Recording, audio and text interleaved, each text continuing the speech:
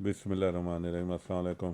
पाकिस्तानी वफद ने इसराइल के वफद से मुलाकात की, इसराइल के सदर से मुलाकात की। इस सिलसिले में बात करेंगे। और दूसरा, हुकूमत क्या करने जा रही है, क्या वो इमरान खान साहब को आने देंगी दोबारा धरने में,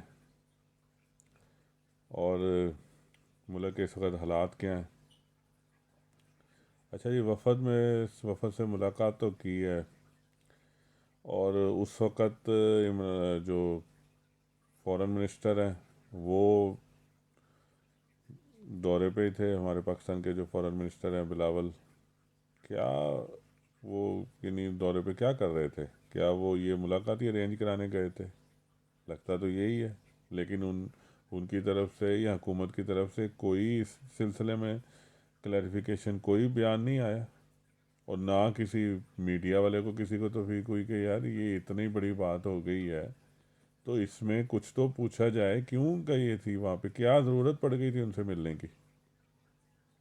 जब इमरान खान साहब का दौर था तो फजलुर रहमान साहब फरमाते थे कि इस वक्त इसराइल को कबूल करने की बात हो रही है। हालांकि इमरान खान साहब ने तो वाज़ह कहा था कि जब तक फ़लस्तीन के राइट्स बहाल नहीं होंगे तो उस वक्त तक तो इनसे कोई बात नहीं होगी।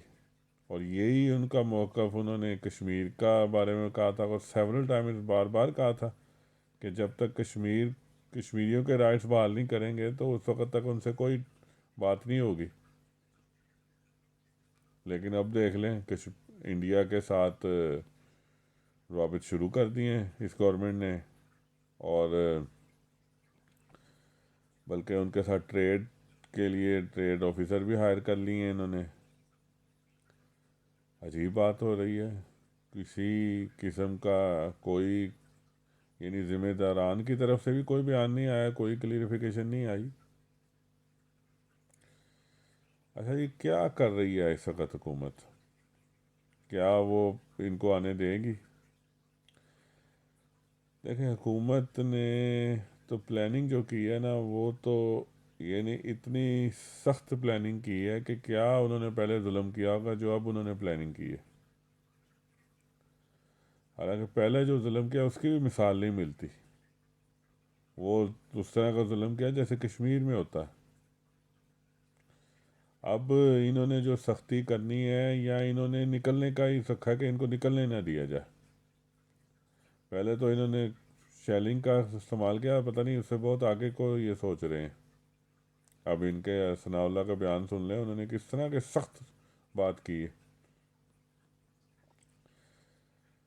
अच्छा, इसके अलावा क्या, यानी हुकूमत अब कर क्या रही है? अगर आप इनके जलसे देखें, मरियम के, या इनकी स्पीचें देखें, तो सवाए इमरान खान को कोसने के हुकूमत कुछ नहीं कर रही। यानी कोई भी आप इनका सुन लें, कोई जलसा सुन लें। हालांकि ये जो लास्ट जलसा मरियम बीबी ने किया है, वो सारा सरकारी खर्चे पे तकरीबन, चोरी की बिजली यूज़ की गई। और जो सरकारी मुलाजमीन थे उनको कहा कि ऑफिस में काम नहीं करना है, जलसे में अटेंड करना है, नहीं तो ये होगा, ये जॉबें ज़ाया होंगी। और जो छुट्टी पे थे उनकी छुट्टियां कैंसिल की। यानी सरकार, जो आवाम के पैसे से इन्होंने सरकारी मुलाजमीन को जलसे पे बुलाया, अपने लिए वहाँ पे स्टेज पे एयर कंडीशन चला के रखे। ये भी नई टेक्नोलॉजी थी जलसे में। और कहा वही, बात सिर्फ वही कि हाँ इमरान खान, इमरान खान। अब यानी इनके जहन से अभी निकल नहीं रहा कि यार इमरान खान अब हट गया हुकूमत से, अब तुम लोगों की हुकूमत है। लेकिन सवाए इनकी तकरीरें अगर इमरान खान का निकाल दें तो इनकी तकरीर में कुछ भी नहीं है। जिस तरह इंडिया में मुसलमान का लफ्ज़ निकाल दें तो इनकी बीजेपी की तकरीरों में कुछ नहीं है। यही हाल इनका है। कोई उंगलियां दिखा दिखा के, कोई कि अब इमरान खान तुम्हारी हम चालें पर कामयाब नहीं होने देंगे, तुमसे डरने वाले नहीं हैं। अजीब बात है। हालत पाकिस्तान की ये हुई हुई है कि रात को सोते हैं ना, सुबह हमें पता नहीं होता कि अब सुबह चिकन का क्या प्राइस होनी है। کیا کوکنگ آئل کی پرائز ہونی ہے؟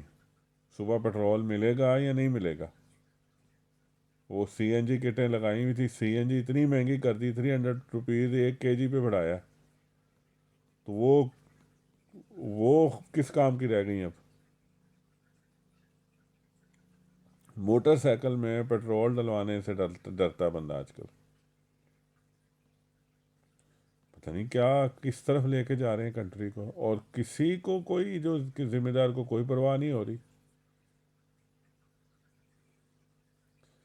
بہرحال آج کے لیے اتنا ہی، اور اگلے ویلاگ میں بتاؤں گا کہ اس کا حل کیا ہے،